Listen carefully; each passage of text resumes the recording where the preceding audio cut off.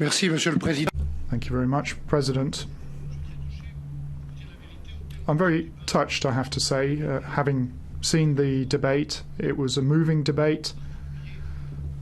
Specific moments were certainly extremely moving, occasionally very serious and solemn, which I think was important. Sitting next to Ursula von der Leyen, I think this is important. Just a few words of conclusion. The UK, following the referendum, where a majority of citizens expressed their democratic choice to leave the European Union, and many of us here regret that decision. We continue to regret the vote, but we respected it. And so the task that we've been mandated with in the Commission, by the government, by you,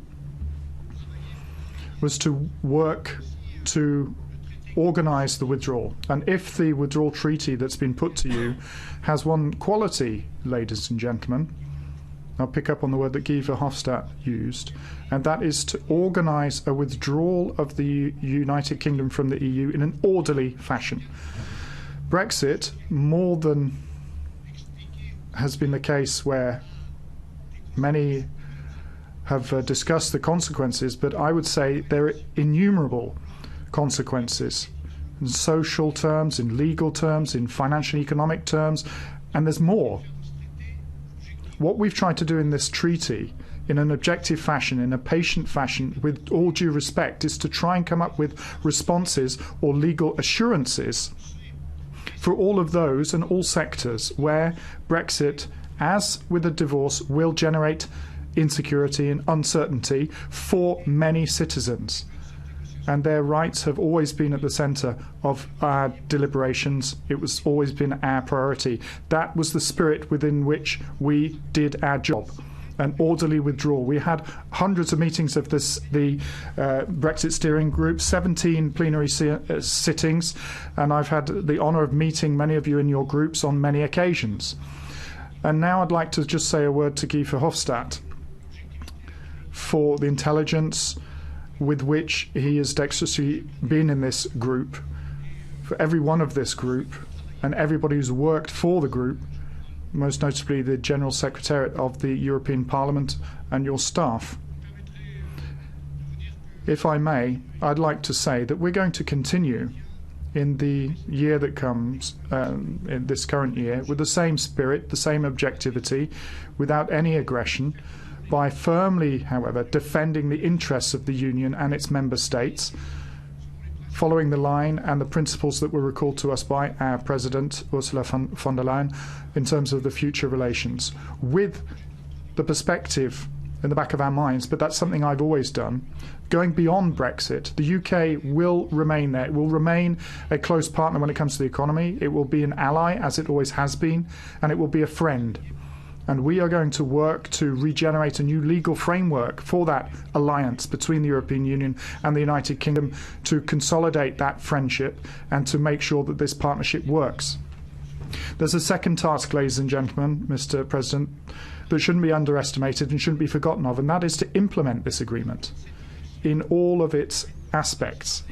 And that is the work that we have this year, that it will be operational by the end of this year. I'm thinking of citizens' rights, and I'm thinking particularly about the Republic of Ireland and Northern Ireland, where peace is always a fragile issue.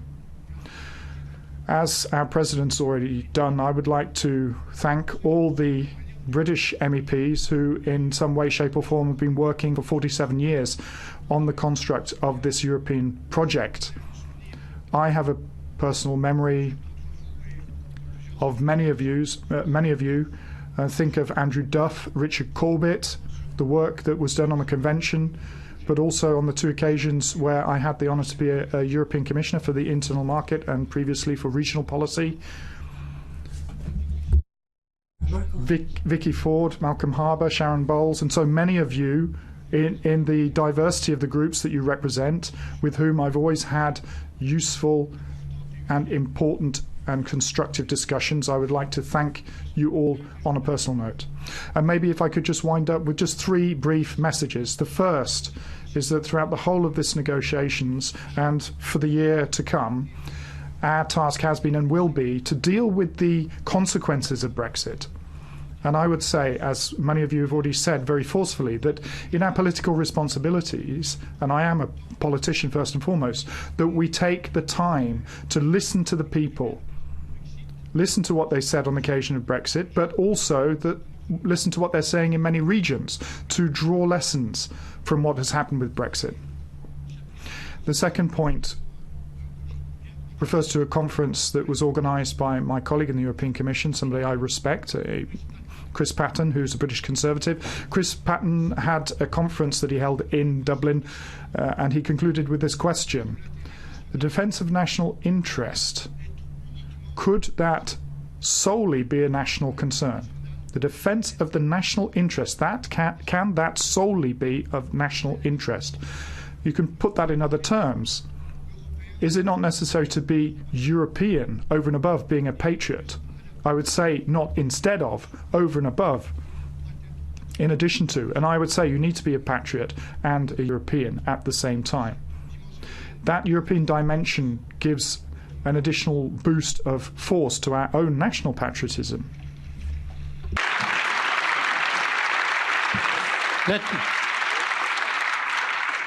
Mr. President, let me finish with a short message I passed in Belfast on Monday at Queen's University. In this new beginning, I would really and sincerely like to wish the UK well.